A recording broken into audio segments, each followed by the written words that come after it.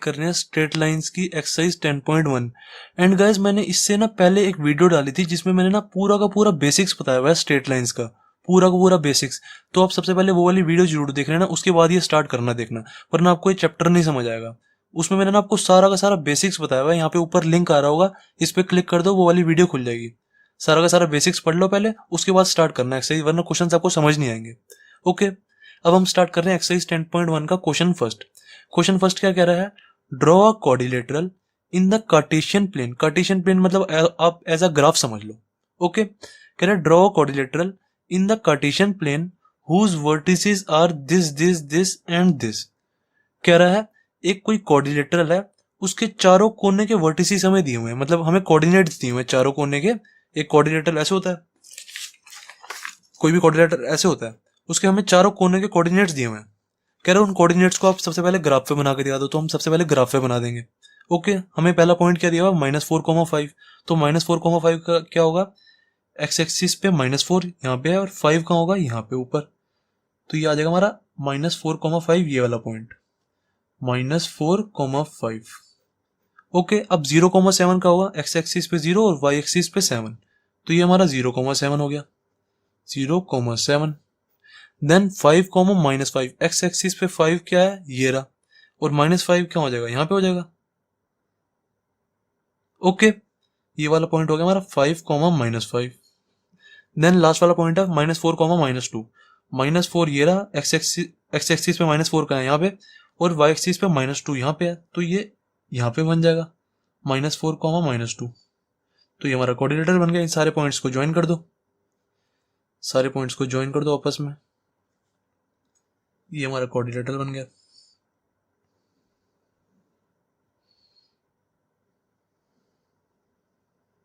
Okay, अब फिर हम आगे क्या कह रहा है? कह रहा है ऑल्सो फाइंड इट्स एरिया। अब इस कोऑर्डिनेटर का एरिया निकालने के लिए कह रहा है। अब हमें गाइस किसी भी कोऑर्डिनेटर का एरिया निकालने का कोई फॉर्मूला नहीं पता। अगर वो हमें कोऑर्डिनेटर बताया हो ना कि कोऑर्डिनेटर है क्या, अगर वो कोऑर्डिनेटर स्क्वायर है तो हम साइड स्क्वायर का फॉर्मूला लगा देंगे। जैसे कोई कोऑर्डिनेटर मान लो, अगर हमें यहाँ पे कोऑर्डिनेटर की जगह स्क्वायर बोला होता तो हम क्या करते? एरिया निकाल देते। एरिया इज इक्वल टू क्या होता है? साइड का स्क्वायर लगा देते, मतलब इसकी एक साइड निकाल देते और ये वाली साइड भी निकाल देते, तो साइड इंटू में साइड कर देते थे। साइड इंटू में साइड मतलब साइड का स्क्वायर, तो हमारा ये एरिया ऑफ स्क्वायर निकल जाता। अगर रेक्टेंगल होता तो हम area is equal to length into breadth कर देते। पर अब हमें यहाँ पे कोऑर्डिनेटर बोला हुआ है, कोऑर्डिनेटर हमें बताया नहीं है कौन सा है। अब कोऑर्डिनेटर समझ के तो बस हमें यही पता लगता है कि उसकी 4 साइड्स होंगी, और कुछ समझ नहीं आता। अगर सिर्फ हमें कोऑर्डिनेटर लिखा हो ना, कोऑर्डिनेटर से बस हम इतना ही पहचान पाते हैं कि वो 4 साइड्स वाला, और कुछ नहीं पता लगता हमें। तो अब हम इसका एरिया कैसे निकालेंगे? मैंने सोचा, अब देखो मुझे क्या दिया हुआ? सिर्फ और सिर्फ 4 पॉइंट्स दिए हुए हैं और कुछ नहीं दिया हुआ क्वेश्चन में।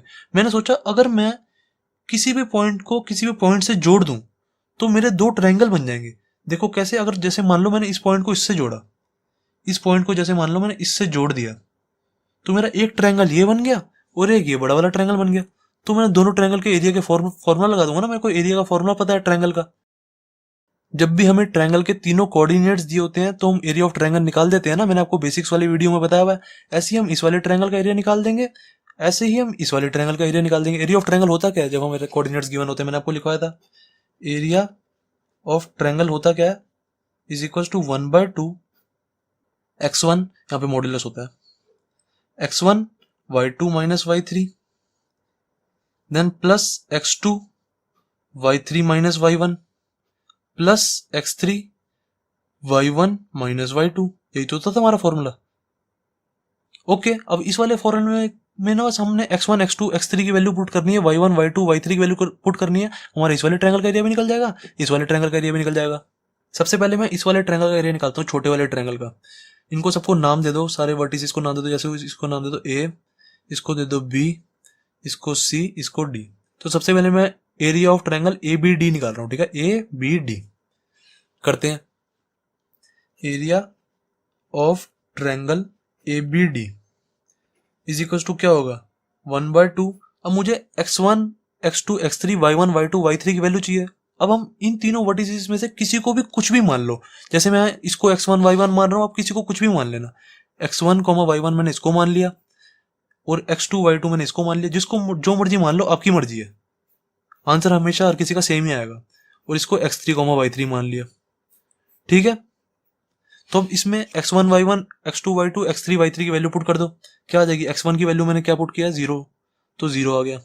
देन y2 की वैल्यू क्या है? y2 यहाँ है, -2 है y2। देन माइनस y3 क्या है? y3 हमारा 5 है, तो माइनस का 5 हो गया ये। देन प्लस x2 क्या है हमारा?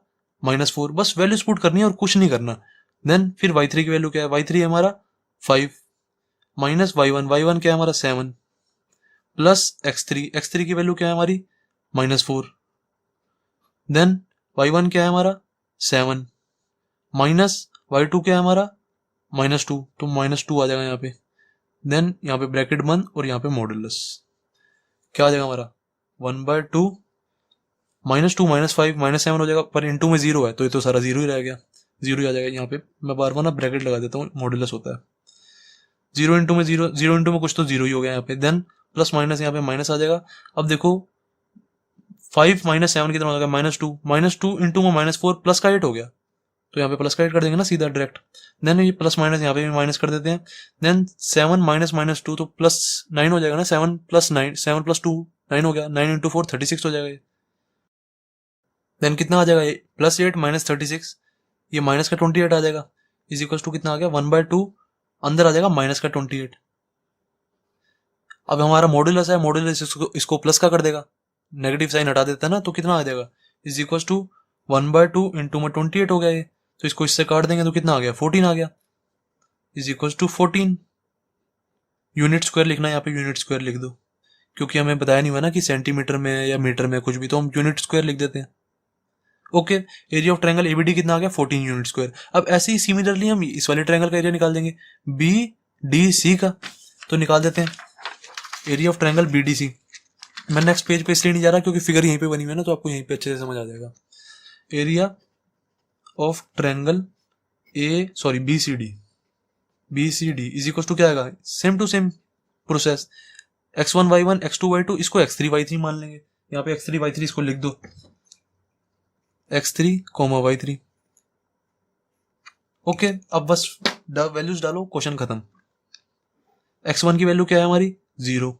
0 के साथ तो यहाँ पे कुछ भी लिखो तो यहाँ पे 0 ही रहेगा, तो लिखने की जरूरत ही नहीं है। देन x2 की वैल्यू डालो, x2 क्या है हमारा? -4। सॉरी, x2 तो हमने, हाँ सही है, x2 -4 ही सही है। देन y3 क्या है हमारा? -5। देन माइनस y1 क्या है हमारा? 7 प्लस x3 क्या है हमारा? 5। y1 क्या है हमारा? 7 माइनस y2 क्या है हमारा? -2। ओके, तो हमारा आंसर देखो कितना आ जाएगा? इज इक्वल टू 1/2, 0 इंटू में कुछ तो ये तो 0 ही रहेगा। देन माइनस का 12, -12 इंटू -4 कितना हो जाएगा? 12 4 जा 48, तो कितना आ जाएगा? माइनस का 48 आ गया, माइनस का 48। देन 7 -2 कितना हो जाएगा? 7 + 2 9, 9 5 जा 45। एंड गाइस यहाँ तो प्लस आएगा ना यार, मैं माइनस को लिख दिया क्योंकि -4 इंटू में -12 है, माइनस से माइनस कैंसिल हो जाएगा, 12 4 जा 48 प्लस का 48 हो जाएगा। तो देन ये कितना आंसर आ गया हमारा? इज इक्वल टू 1/2 48 + 45 कितना आ गया? 93। तो 1/2 इंटू में 93, ये तो प्लस का ही है तो ऐसे कैसे रहेगा, 93/2 आ गया। अब हमारा एरिया ऑफ ट्रायंगल ये आ गया, कितना आया था? 14 unit square. Area of triangle ये कितना है? B C D is equal to कितना है? 93/2 यूनिट स्क्वायर। अब हम इन दोनों को प्लस कर देंगे तो क्वाड्रिलेटरल का एरिया निकल जाएगा ना। बेसिकली हमने क्या किया, इस वाले ट्रायंगल का एरिया निकाला, फिर इस वाले ट्रायंगल का एरिया निकाला। अब इन दोनों को प्लस कर देंगे। हमें बेसिकली क्वेश्चन में क्या कह रहा था? क्वाड्रिलेटरल का एरिया निकालने के लिए कह रहा था ना, तो हम क्वाड्रिलेटरल का एरिया निकाल देंगे। तो एरिया ऑफ क्वाड्रिलेटरल क्या हो जाएगा? Area of quadrilateral is equal to ये वाला 14 यूनिट स्क्वायर, इस वाले ट्रायंगल का एरिया प्लस इस वाले ट्रायंगल का एरिया, 14 + 93/2। अब इसको सॉल्व करो, कितना आ जाएगा? 2 एलसीएम लो, 28 + 93 is equal to 121/2 unit square, हमारा आंसर। एंड गाइस आप इसी क्वेश्चन को ऐसे भी कर सकते थे, मैंने इस पॉइंट से इस पॉइंट को जोड़ा ना, आप इससे इसको भी जोड़ सकते थे। इसको जोड़ते तो हमारे ये वाला ट्रायंगल बन जाता, एक हमारा ट्रायंगल बनता ए बी सी, एक हमारा एबीसी ट्रायंगल बन जाता, और एक हमारा ट्रायंगल कौन सा बनता? एडीसी, ट्रायंगल एडीसी बनता। दो ट्रायंगल बन जाते। एक बार हम ट्रायंगल एबीसी का एरिया निकाल देते, एक बार ट्रायंगल एडीसी का एरिया निकाल देते, एक बार एबीसी का, एक बार एडीसी का, फिर इन दोनों को प्लस कर देते। इन दोनों को प्लस कर देंगे तो हमारा एरिया ऑफ कोऑर्डिनेटर निकल जाएगा। That's it.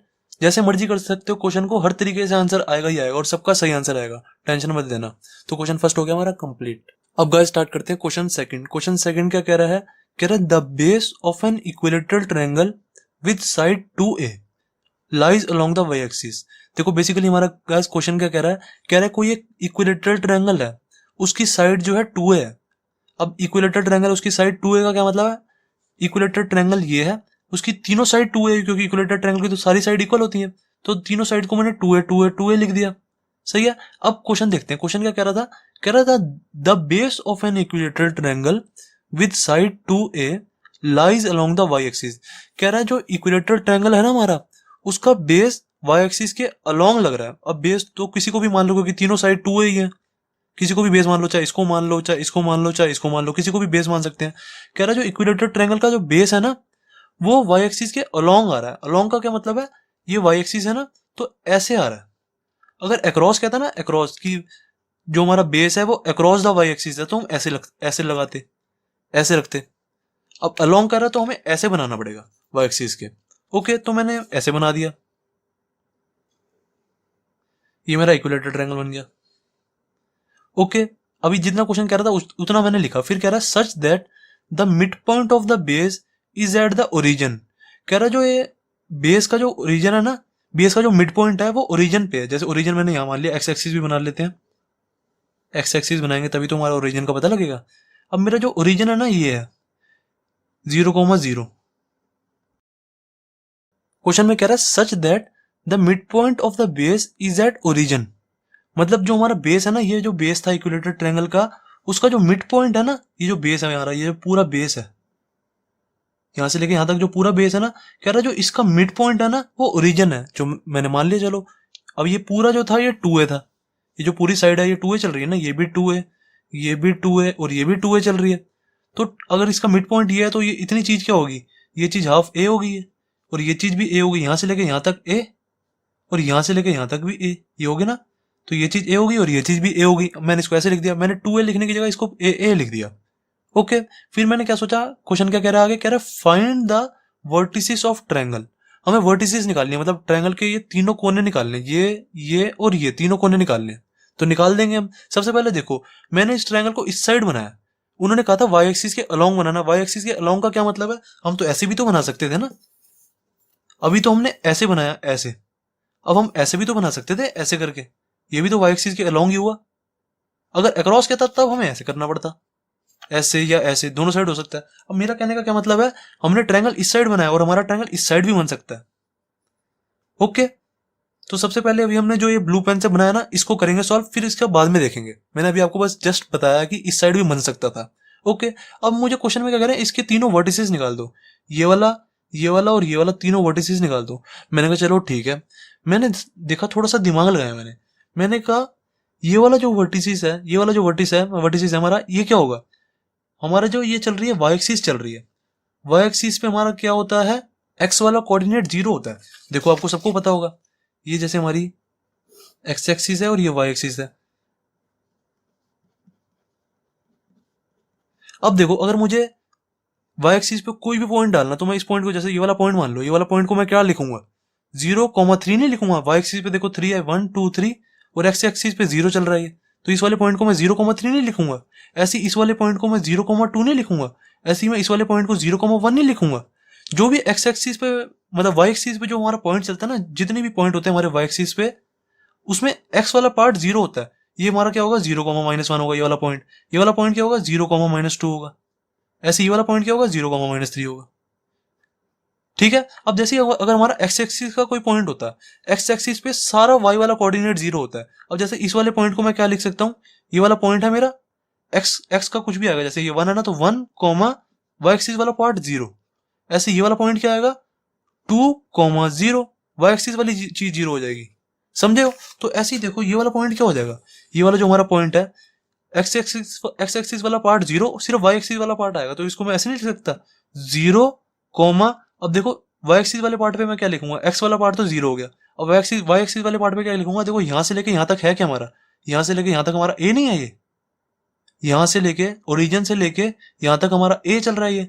तो इसको मैं 0, ए लिख सकता हूँ ना, 0, ए लिख दिया। ऐसे ही देखो, यहाँ से यहाँ तक भी ए है, पर ये नेगेटिव वाई एक्सिस चल रही है, तो इस वाले पॉइंट को मैं 0, -a लिखूंगा। समझे हो कैसे? अब देखो, है तो ये यहाँ से लेके यहाँ तक भी ए ही, पर ये हमारी नेगेटिव वाई एक्सिस चल रही है, नेगेटिव वाली। ये चीज पॉजिटिव चल रही थी, इसको मैंने 0, 0, +a लिखा था, इसको 0, -a लिखना पड़ेगा क्योंकि नेगेटिव वाली वाई एक्सिस चल रही है। अब ऐसे ही इस वाले पॉइंट पे आ जाओ, ये वाला पॉइंट क्या होगा? अब ऐसे ही हमारा जो ये वाला पॉइंट है, ये हमारा एक्स एक्सिस पे आ रहा है। ये वाली एक्सिस क्या है? हमारी एक्स एक्सिस है ना। एक्स एक्सिस पे होता क्या है? एक्स एक्सिस पे हमारा वाई वाला पार्ट 0 होता है, मतलब इसमें हमारा ना, जैसे ऐसे होगा, यहाँ पे कुछ भी मान लो, जैसे यहाँ पे कुछ भी हो सकता है, अभी के लिए मैं ऐसे इसको कुछ भी मान रहा हूँ, एन मान रहा हूँ, एन एम कुछ भी मान लो, इसको जो आपका मन करे, मैं एन मान लेता हूँ इसको, एन कॉमा, अब ये वाली जो टर्म होगा ना, ये वाली जो वाई वाला पार्ट है, ये 0 होगा। अब इसकी वैल्यू हमें निकालनी है, जो ये वाली चीज है ना, इसको कुछ भी मान सकते हो आप, टी एम एन कुछ भी यहाँ पे। अब देखो मैंने क्या सोचा, ये वाली अगर मेरी ये वाली वैल्यू निकल जाए तो मेरे तीनों ट्रायंगल के वर्टिसेस निकल जाएंगे। देखो इसका तो 0, a आ गया, इसका 0, -a आ गया। अब बस मुझे ये वाली वैल्यू पता लग जाए अगर, जिसको मैंने n माना है, तो मेरा तीनों वर्टिसेस निकल जाएंगे ट्रायंगल के, एक तरह से मेरा क्वेश्चन खत्म हो जाएगा। तो मैंने देखा ये वाला वर्टिसेस मैं निकालूं कैसे। मैंने कहा ये जो वर्टिसेस है, ये यहाँ से लेके यहाँ तक का डिस्टेंस है, एक तरह से यहाँ से लेके यहाँ तक का डिस्टेंस, जो यहाँ से लेके यहाँ तक का डिस्टेंस है वही तो यहाँ पे लिखते हैं हम। तो मैंने देखा यहाँ से लेके यहाँ तक का डिस्टेंस कैसे निकालूं। सबसे पहले ना इनको सबको नाम दे दो। ये ट्रायंगल का इसका नाम दे दो ए, इसको ए नाम दे दो, इसको बी नाम दे दो, इसको सी दे दो। ये ओरिजिन है तो इसको ओरिजिन को हम ओ कहते हैं ज्यादातर। तो बेसिकली अब हमें ओसी की वैल्यू अगर पता लग जाए ना तो हमारा काम खत्म हो जाएगा। तो ओसी की वैल्यू क्या आएगी, जैसे देखो हमारा ये एक तरह से राइट ट्रायंगल है, ये वाला जो ट्रायंगल है ए ओ सी, इन ट्रायंगल ओ ए ओ सी देखो, ए ओ सी में देखो, इन ट्रायंगल ए ओ सी, इसमें हमारा ये राइट ट्रायंगल चल रहा है, ये हमारा यहाँ पे राइट एंगल है ना।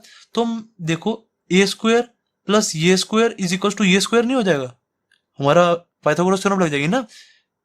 ए ओ का स्क्वायर प्लस ओ सी का स्क्वायर इज इक्वल टू ए सी का स्क्वायर लग जाएगा, सबको पता है पाइथागोरस थ्योरम। तो ए ओ की वैल्यू हमें पता है ए है, तो ए स्क्वायर आ गया यहाँ पे, देन प्लस ओ सी की वैल्यू हमें निकालनी है। तो ओ सी का स्क्वायर ऐसे कैसे रहने देते हैं, ए सी का स्क्वायर क्या हो जाएगा, 2a का स्क्वायर। तो यहाँ से ओ सी की वैल्यू निकाल दो, क्या आ जाएगी, ओ सी का square is equal to A square को इधर ले जाओ, ये 2a का स्क्वायर कितना हो जाएगा 4a का स्क्वायर, ए स्क्वायर इधर जाएगा तो यहाँ पे माइनस का ए स्क्वायर हो जाएगा, कितना आ गया 3a स्क्वायर आ गया ओ सी का स्क्वायर। तो ओ सी की वैल्यू क्या आ जाएगी, O C is equal to √3 a square की जगह ए लग जाएगा। अब यहाँ पे मैंने प्लस माइनस इसलिए नहीं लगाया क्योंकि ओ सी जो है हमारा एक तरह से डिस्टेंस है, ठीक है, डिस्टेंस में, इसलिए मैंने यहाँ पे प्लस माइनस नहीं लगाया। ओ C is equal to √3a आ गया, ये चीज जो आई हमारी ओ C is equal to √3a आ गया। तो हमारा ये वाली n की वैल्यू आ गई एक तरह से, ये जो यहाँ पे मैंने लिखा था, तो इसकी जगह हम बस √3a लिख देंगे। तो हमारे ट्रायंगल के तीनों वर्टिसेस आ गए, एक 0, a आ गया, एक 0, -a आ गया, और एक √3a, 0 आ गया। तो अब हमारा 99% क्वेश्चन तो खत्म हो गया। पर अब असली में सोचो, जैसे यहाँ पे n है ना, यहाँ पे n, तो यहाँ पे बस -n, 0 होगा। मैं ऐसा क्यों कह रहा हूँ, देखो हमारा जब यहाँ पे ट्रायंगल ऐसे था, इक्विलेटर जब हमारा ट्रायंगल ऐसे था, तो यहाँ पे एक तरह से ये वाली जो वर्टिसेस थी, यहाँ ये वाली, ये n, 0 थी। अब इसको घुमा के हमने ऐसे ही तो किया, बस इसको ऐसे घुमा के ऐसे कर दिया, तो बस हमारा एक्स एक्सिस वाला जो पार्ट है, ये एक्स कोऑर्डिनेट वाला पार्ट है, यही तो चेंज होएगा। ये प्लस एक्स था, यहाँ -x हो जाएगा, ये प्लस n है तो यहाँ पे -n हो जाएगा, यहाँ पे +5 था तो यहाँ पे -5 हो जाएगा। अब हमारा ये वैल्यू क्या आई थी, √3a आई थी ना, तो यहाँ पे -√3a हो जाएगा, क्वेश्चन खत्म। बस अब मैंने जो ये आपको सारा समझाया ना, इसको सारा मैं लिखना समझाऊंगा आपको। ओके, जिसको समझ आ गया वो अपने आप खुद कर लेना। बस अब मैं आपको इसकी प्रेजेंटेशन बता रहा हूँ, क्वेश्चन की प्रेजेंटेशन कैसे करनी है, सही है। तो सबसे पहले लिखते हैं, in triangle ABC, in triangle ABC coordinate of A is equal to क्या आ जाएगा 0, a। ऐसे ही coordinate of B is equal to क्या आ जाएगा 0, -a। बस लिखना ही है और कुछ नहीं करना। देन कोऑर्डिनेट ऑफ C क्या आ जाएगा, इज इक्वल टू C का कोऑर्डिनेट करने के लिए हमने क्या करा था, निकाला था सब कुछ। तो यहाँ पे लिखेंगे सबसे पहले कोऑर्डिनेट ऑफ C निकालने के लिए, सबसे पहले हमने जो निकाला ना ये लिखेंगे। तो यहाँ पे लिखेंगे सबसे पहले AO का स्क्वायर प्लस OC का square is equal to AC का स्क्वायर, यही वाली सारी लाइन लिखेंगे। हमारा OC is equal to √3a आ जाएगा, यहाँ पे सारा लिखना है आपने। OC इज इक्वल टू √3 आ गया, तो यहाँ पे फिर लिखेंगे coordinate of C is equal to कितना आया √3a, यहाँ पे a भी है, √3a, 0। तो हमारा कोऑर्डिनेट ऑफ C भी आ गया। तो हमारे एबीसी के तो कोऑर्डिनेट तीनों निकल गए ट्रायंगल एबीसी में। अब जब हमारा ट्रायंगल ए बी और डी होता है, इस वाले पॉइंट को जैसे डी मान लो, जब हमारा ट्रायंगल ए बी डी होता, in triangle A B D, तो इसमें हम क्या करते, कोऑर्डिनेट ऑफ ए यही रहता, कोऑर्डिनेट ऑफ बी भी यही रहता है। जैसे आप यहाँ पे दोबारा लिखना, कोऑर्डिनेट ऑफ ए यही रहेगा जो है हमारा 0, है, कोऑर्डिनेट ऑफ बी 0, -a ही रहेगा, यही वाला ऐसे, यही वाला ऐसे, फिर बस कोऑर्डिनेट ऑफ डी बदलेगा। कोऑर्डिनेट ऑफ डी क्या हो जाएगा, कोऑर्डिनेट ऑफ डी। ठीक है, थोड़ी गंदी राइटिंग में लिख रहा हूँ मैं, जब आपको नोट्स दूंगा उसमें सारा अच्छा ही लिखा होगा, टेंशन मत लेना। अभी बस मैं आपको समझाने के लिए थोड़ा जल्दी जल्दी लिख रहा हूँ। कोऑर्डिनेट ऑफ डी क्या होगा, बस ये जो यहाँ पे √3a था यहाँ पे जाके माइनस हो जाएगा, -√3a, 0। ये तीनों कोऑर्डिनेट निकल गए, बस दैट्स इट। क्वेश्चन सेकंड भी हो गया हमारा कंप्लीट। अब गाइस स्टार्ट करते हैं क्वेश्चन थर्ड। क्वेश्चन थर्ड क्या कह रहा है, कह रहा है find the distance between P and Q। हमें P के कोऑर्डिनेट दिए हुए x1, y1 एंड Q का भी कोऑर्डिनेट दिया हुआ है x2, y2। फिर कह रहे when PQ is parallel to y axis, एक हमें कंडीशन दी हुई है PQ is parallel to y axis, और सेकंड कंडीशन दी हुई है PQ is parallel to x axis. चलो निकाल देंगे, हमें डिस्टेंस निकालना है बस P और Q के बीच का। सबसे पहले क्या कह रहे हैं, कह रहे हैं जो P एंड Q है ना वो पैरेलल टू है y एक्सिस के, तो हम सबसे पहले ना x एक्सिस और y एक्सिस बना लेते हैं। ये x एक्सिस होगी और ये y एक्सिस होगी। कह रहे हैं जो PQ है इस पैरेलल टू y एक्सिस है, y एक्सिस के ना पैरेलल PQ बना दो। ये जैसे मैंने ये PQ बना दी, ये P पॉइंट मान लिया मैंने, इसको Q पॉइंट मान लिया। P के कोऑर्डिनेट क्या है x1, y1, x1, y1, और Q के कोऑर्डिनेट क्या है x2, y2। अब इन दोनों के बीच का डिस्टेंस निकालना है, तो देखो निकाल देंगे। सबसे पहले क्या करो, डिस्टेंस बिटवीन PQ लिखो यहाँ पे, distance between PQ is equal to क्या होगा, जो हमारा डिस्टेंस फॉर्मूला होता है। सबसे पहले डिस्टेंस, जब भी डिस्टेंस का क्वेश्चन है ना, सबसे पहले डिस्टेंस फॉर्मूला लिख दिया करो। जो हमें डिस्टेंस फॉर्मूला है ना हमारा, क्या होता है x2 - x1 का स्क्वायर प्लस y2 - y1 का स्क्वायर। सबसे पहले डिस्टेंस फॉर्मूला लिखता हूँ, उसके बाद कुछ सोचता हूँ मैं, ठीक है। ये सबसे पहले वाली कंडीशन है, when PQ is parallel to y axis. ठीक है, सबसे पहले हम क्वेश्चन इससे स्टार्ट कर रहे हैं, फर्स्ट वाली कंडीशन से। अब देखो, अब आपको गाइस एक चीज पता होगी, सबको पता होनी चाहिए, अब तक तो आप 11th क्लास में हो। हमारी जैसे ये x एक्सिस है और ये y एक्सिस है, अगर मैं कोई ऐसे लाइन बनाता हूँ y एक्सिस के पैरेलल, जैसे ये 1 है, ये 2 है, ये 3 है, मैं कोई लाइन बनाता हूँ y एक्सिस के पैरेलल, जैसे मैंने ऐसे बनाई है लाइन, तो इस लाइन पे क्या होता है, सारी जो वैल्यू होती है ना, सारी वैल्यू x की वो सेम होती है। जैसे इस वाली लाइन को हम, हमारा इस वाली लाइन का नाम ही यही है, x = 2। अगर ऐसे ये वाली लाइन होती तो इस पे क्या होता है, सारी की सारी लाइन पे x की वैल्यू सेम होती, इस वाली लाइन पे सारी की सारी x की वैल्यू 3 होती। ऐसी अगर यहाँ पे होता हमारा, जैसे -1 है, ये -2 है, अगर हमारी लाइन कोई ऐसे होती तो इस वाली लाइन पे हमारी सारी की सारी x की वैल्यू x = -2 होती। बस इस लाइन पे हमारा बदलेगा क्या, जैसे देखो ये वाली एग्जांपल, ये वाली लाइन नहीं ले लो, ये वाली लाइन पे हमारा बदलेगा क्या, देखो यहाँ पे हमारा 1 हो गया, y एक्सिस का 1 हो गया, y एक्सिस का 2 हो गया, y एक्सिस का 3 हो गया। मतलब इस वाली पॉइंट, इस वाली जगह पे 1 है y की वैल्यू, इस वाली जगह पे y की वैल्यू 2 है, देखो इसके सामने, इस वाली जगह पे y की वैल्यू 3 है। बस जो ये स्ट्रेट लाइन होती है ना y एक्सिस के पैरेलल, इसमें बस सिर्फ और सिर्फ हमारी y की वैल्यू बदलती है, x की वैल्यू सेम रहती है, x की वैल्यू हमारी सेम रहेगी। जैसे अगर x = 3 मैं ये वाली लाइन बनाऊंगा ना ऐसे करके, इस पे जो सारी वैल्यू है ना x = 3 रहेंगी। अब यही चीज लागू होती है ऐसे, अगर मेरी ये x एक्सिस और ये y एक्सिस होती, ये x एक्सिस और ये y एक्सिस, और मेरी कोई लाइन ऐसे बनी होती ऐसे, तो इस लाइन पे क्या होता, जैसे देखो ये मेरा 1 है, ये मेरा 2 है, और ये ऐसे ये वाला पॉइंट मान लो मेरा 3 है, तो इस वाली लाइन पे ना, इस वाले पॉइंट पे हमारा y = 3 रहेगा सारी जगह। इस वाली लाइन पे, इस वाली लाइन पे हमारा क्या रहेगा, सारी जगह y = 2 ही रहेगा, मतलब y की वैल्यू सेम रहेगी। ये कंसेप्ट है इस क्वेश्चन का, अब ध्यान से समझना। अब देखो हमारा क्या है, x2 - x1 plus y2 - y1, मतलब इन दोनों के बीच का डिस्टेंस मैंने लिख लिया, x2 - x1 का स्क्वायर प्लस y2 - y1 का स्क्वायर। अब मैंने आपको बताया, जब भी हमारी y एक्सिस के पैरेलल लाइन है, ये y एक्सिस के पैरेलल लाइन है, मतलब इस पे x वाला पार्ट सारा सेम रहेगा। इसका मतलब क्या हुआ, हमारा x2 और x1 तो सेम ही रहेगा ना, ये चीज तो मैंने आपको यहाँ पे बताई है। देखो x2 वाली लाइन है ये, इस वाली लाइन पे सारी की सारी x की वैल्यू सेम रहेगी, यहाँ भी x इज इक्वल टू 2 है, यहाँ भी x इज इक्वल टू 2 ही रहेगा, यहाँ भी x इज इक्वल टू 2 ही रहेगा, यहाँ पे भी x इज इक्वल टू 2 ही रहेगा। मतलब इस वाली पूरी लाइन पे x की वैल्यू सेम रहेगी। तो x की वैल्यू सेम रहेगी इस लाइन पे, तो हमारा x2 और x1 तो सेम ही हो गया। तो इसको तो मैं काट सकता हूँ ना, इसकी जगह मैं x2 इसको मैं ऐसे भी लिख सकता हूँ। देखो अंडर रूट अभी ऐसे कैसे लिख देते हैं, x2 माइनस x1 की जगह भी मैं x2 ही लिख देता हूँ, क्योंकि x1 और x2 तो सेम ही है ना। तो सेम में से मैं सेम को फिर काट दूंगा, और y2 माइनस y1 को भी ऐसे कैसे ही रहने देता हूँ, क्योंकि इसके बारे में अभी मुझे ज्यादा कुछ पता नहीं है, इसको ऐसे कैसे रहने देता हूँ। जिसके बारे में मुझे पता लग रहा है उसके बारे में तो लिखूँ ना। देन इज इक्वल टू कितना आ गया, देखो x2 से x2 कट गया मेरा, ये तो हमारा 0 का स्क्वायर तो 0 ही हो गया। तो हमारा बचा क्या, हमारा बचा सिर्फ y2 माइनस y1 का स्क्वायर, यही बचा। अब सबको पता है स्क्वायर से हमारा रूट कट जाता है, इस स्क्वायर से हमारा रूट कट गया, तो हमारा आंसर क्या आ जाएगा, सिर्फ और सिर्फ y2 माइनस y1 आ जाएगा, और प्लस माइनस का आएगा, y2 minus y1 plus minus का।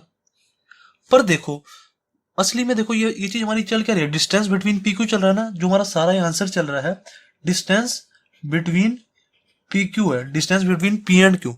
अब आपको सबको पता है डिस्टेंस कभी भी नेगेटिव नहीं होता, डिस्टेंस एक वैल्यू है, डिस्टेंस कभी भी नेगेटिव में नहीं होता। तो यहाँ पे भी तो नेगेटिव वैल्यू भी आ रही है, तो इसको हम हटाने के लिए क्या करेंगे, हम y2 माइनस y1 के आगे ना मॉडुलस लगा देंगे। अब मैंने मॉडुलस क्यों लगाया, सर आप तो सीधा ही नेगेटिव वाला साइन हटा देते, कई बच्चे कहेंगे सर आप तो सीधा नेगेटिव वाला साइन हटा देते, इसको ऐसे लिख देते ना बस प्लस y2 माइनस y1, ये इससे पॉजिटिव वैल्यू ही आती। ऐसा नहीं होता, देखो अगर मान लो y2 की वैल्यू 3 है और y1 की वैल्यू 4 है, 3 माइनस 4 तो इज इक्वल टू -1 आंसर आ जाता है मेरा। आंसर हमारा प्लस में ही चल रहा है, देखो ये चीज हमारी प्लस में ही है, y2 माइनस y1 लिया मैंने। पर अगर y2 की वैल्यू 3 है और y1 की वैल्यू 1 है, या सॉरी y1 की वैल्यू 4 है, तो हमारा देखो नेगेटिव आंसर आ रहा है -1। अब डिस्टेंस तो कभी नेगेटिव हो नहीं सकता, तो इसलिए हमने मॉडुलस लगा दिया है यहाँ पे। मॉडुलस लगाने से हमारा फायदा क्या हुआ, जो भी इसके अंदर की वैल्यू आएगी ना, चाहे y2 बड़ा हो चाहे y2 छोटा हो, कुछ भी हो, हमारा आंसर हमेशा पॉजिटिव में आएगा। तो डिस्टेंस बिटवीन पी क्यू आ गया हमारा y2 माइनस y1। अब ऐसे ही सिमिलरली सेकंड वाला पार्ट करेंगे। सेकंड वाली कंडीशन है हमारी when P Q is parallel to X axis. अब सिमिलरली ऐसी करेंगे, एक्स एक्सिस वाई एक्सिस बनाई। अब कह रहा है जो हमारा पी क्यू है ना वो पैरेलल टू है एक्स एक्सिस के, एक्स एक्सिस हमारी ये है, तो इसके पैरेलल कोई लाइन बना दो। ये मैंने कोई पैरेलल लाइन बना दी, ये पी और ये क्यू। अब मेरे को पता है एक्स एक्सिस के जो भी लाइन पैरेलल बनेगी उस पे जो है हमारा वाई वाला कोऑर्डिनेट वो सेम रहेगा, ये चीज मैंने आपको अभी बताई है। जो भी लाइन एक्स एक्सिस के पैरेलल बनेगी उस पे वाई वाला कोऑर्डिनेट सेम रहेगा। इस वाली लाइन पे y इज इक्वल टू 3 रहेगा, इस वाली लाइन पे y इज इक्वल टू 2 ही रहेगा। देखो ये वाला 2 है ना, इस पे y इज इक्वल टू 2 ही रहेगा। अब ये 1 है तो इस पे y इज इक्वल टू 1 ही रहेगा ये वाली लाइन पे। तो देखो इसमें क्या हुआ, हमारा y वाला पार्ट सेम रहेगा। सबसे पहले डिस्टेंस का फॉर्मूला लिखा मैंने, सेम टू सेम पिछला क्वेश्चन जैसे किया वैसे करेंगे। Distance between P Q is equal to under root x2 minus x1 का square plus y2 minus y1 का स्क्वायर। तो अब क्या करेंगे, x2 माइनस x1 के बारे में भी मुझे कुछ ज्यादा पता नहीं, तो x2 माइनस x1 ऐसे कैसे रहने देता हूँ। x2 माइनस x1 का स्क्वायर, मुझे पता क्या है, मुझे पता है इस वाली लाइन पे जो भी लाइन x एक्सिस के पैरेलल होती है उस पे हमारा y की वैल्यू सेम रहती है। तो इसको मैं ऐसे लिख सकता हूँ प्लस का y2 माइनस y2, क्योंकि y1 और y2 तो सेम ही रहेंगे। इस x यहाँ पे अगर y1 है, यहाँ पे अगर y2 है, तो ये दोनों सेम ही रहेंगे। p का कोऑर्डिनेट असली में है क्या, x1 y1, और ये है x2 y2। असली में जो हमारा y वाला कोऑर्डिनेट है ना ये दोनों सेम ही होता है, y1 is equal to y2 ही होगा ये, क्योंकि ये वाली लाइन x एक्सिस के पैरेलल है। x एक्सिस के पैरेलल हमारा जो y वाला कोऑर्डिनेट होता है वो सेम रहता है, ये वाला कोऑर्डिनेट सेम रहेगा y का। तो y2 माइनस y2 लिख सकता हूँ मैं, इसको इससे काट दो तो ये तो 0 स्क्वायर बच गया, 0 का स्क्वायर तो 0 ही होगा, तो ये बचा हमारा अंदर क्या x2 माइनस x1 का स्क्वायर बच गया बस हमारा। तो सबको पता है स्क्वायर से रूट कट जाता है, स्क्वायर से हम रूट काट देंगे तो हमारा आंसर क्या आ जाएगा। स्क्वायर से हमने रूट काट दिया तो हमारा डायरेक्ट, इसको रूट लिखूंगा डायरेक्ट काट दो, तो हमारा आंसर क्या आ गया, is equal to x2 minus x1 plus minus का। अब यहाँ भी वही बात हो रही है, प्लस माइनस का आ रहा है। हमने x2 और x1 जब माइनस करेंगे ये एक तरह से हमारा डिस्टेंस है, डिस्टेंस बिटवीन पी क्यू आ रहा है हमारा x2 माइनस x1, तो डिस्टेंस कभी भी नेगेटिव में नहीं होगा ना, तो मॉडुलस लगा देंगे। वही वाली सेम वाली बात जो यहाँ पे मैंने बताई है ना, वही वाली चीज यहाँ पे x2 माइनस x1 मॉडुलस, ताकि हमारा डिस्टेंस कभी भी नेगेटिव में ना है, इसलिए हमने यहाँ पे मॉडुलस लगा दिया। तो डिस्टेंस बिटवीन पी क्यू ये आ गया, डिस्टेंस बिटवीन पी क्यू इधर ये आ गया, दोनों कंडीशन का। तो क्वेश्चन थर्ड हो गया हमारा कंप्लीट। अब गाइस स्टार्ट करते हैं क्वेश्चन फोर्थ। क्वेश्चन फोर्थ क्या कह रहा है, find a point on the x axis which is equidistant from the points 7,6 and 3,4। देखो मैं समझाता हूँ क्वेश्चन क्या कह रहा है। सबसे पहले मैंने गाइस क्या किया, 7,6 एंड 3,4 को ना प्लॉट कर दिया ग्राफ पे। 7,6 ये वाला पॉइंट हो गया और 3,4 ये वाला पॉइंट हो गया। ओके, अब समझाता हूँ। देखो मैं क्वेश्चन क्या कह रहा है। क्वेश्चन कह रहा है एक्स एक्सिस पे कोई ऐसा पॉइंट ढूंढ दो। कह रहा है एक्स एक्सिस पे कोई भी ऐसा पॉइंट ढूंढ दो जिससे ये वाला डिस्टेंस और ये वाला डिस्टेंस ना इक्वल आ जाए। हमें कोई भी ऐसा पॉइंट ढूंढना है एक्स एक्सिस पे जिससे ये वाला डिस्टेंस इज इक्वल टू हो ये वाले डिस्टेंस के। ठीक है, मतलब कि जैसे अगर ये ए है, ये बी है, ये सी है, इसका मतलब क्या है, हमें गिवन क्या है, गिवन है A C is equal to B C. ये हमें गिवन है, कह रहे हैं A C is equal to B C है। कह रहा है कोई भी ना ये वाला पॉइंट ढूंढ दो कि इस पॉइंट के ना कोऑर्डिनेट्स ढूंढ दो। तो हम ढूंढ देंगे इस वाले पॉइंट के कोऑर्डिनेट्स। देखो अब ये वाला पॉइंट किस पे, एक्स एक्सिस पे है। मैंने ये चीज आपको पहले भी बताई हुई है, जो भी एक्स एक्सिस होती है ना, इस पे वाई वाला कोई भी कोऑर्डिनेट नहीं होता। देखो ऐसे समझो, जो एक्स एक्सिस होती है ना, उसके ना पापा जी का राज होता है, ऐसे समझो। ठीक है, जो हमारी एक्स एक्सिस होती है उसके ना पापा जी का राज होता है, वो ना वाई का कोई भी कोऑर्डिनेट आने नहीं देती। ऐसे ही जो वाई एक्सिस होती है ना, वाई एक्सिस, उसके भी पापा जी का राज होता है, वो एक्स का कोई भी कोऑर्डिनेट नहीं आने देता अपने पास। अब जैसे ये वाला जो कोऑर्डिनेट है ना, उसको हम ऐसे लिख सकते हैं, क्या लिख देंगे, इस पे वाई का कोई कोऑर्डिनेट नहीं आएगा। जैसे एक्स का कोऑर्डिनेट आएगा, एक्स कॉमा वाई का जो भी कोऑर्डिनेट होगा ना वो जीरो कर देगा ये। अब ऐसे ही जैसे कोई पॉइंट होता है हमारा वाई एक्सिस पे, जैसे ये वाला पॉइंट ले लो वाई एक्सिस पे, इस पॉइंट को मैं कैसे लिख सकता हूँ, इसका एक्स का कोऑर्डिनेट जीरो होगा, 0,4 लिख सकता हूँ मैं इसको। ऐसे इस वाले कोऑर्डिनेट को क्या लिख सकता हूँ, 0,5 लिख सकता हूँ। मतलब क्या, जितने भी पॉइंट होंगे ना वाई एक्सिस पे, उसमें एक्स एक्सिस वाला जो एक्स कोऑर्डिनेट होगा ना वो जीरो होगा, और जो एक्स एक्सिस है ना, एक्स एक्सिस पे वाई वाला पार्ट जीरो होगा। इनके पापा का राज होता है, मतलब जो, अब देखो एक्स एक्सिस चल रही है तो सिर्फ एक्स वाला पार्ट आएगा। अब यहाँ पे देखो वाई एक्सिस चल रही है तो सिर्फ वाई वाला पार्ट आएगा। ओके, ऐसे समझा करो।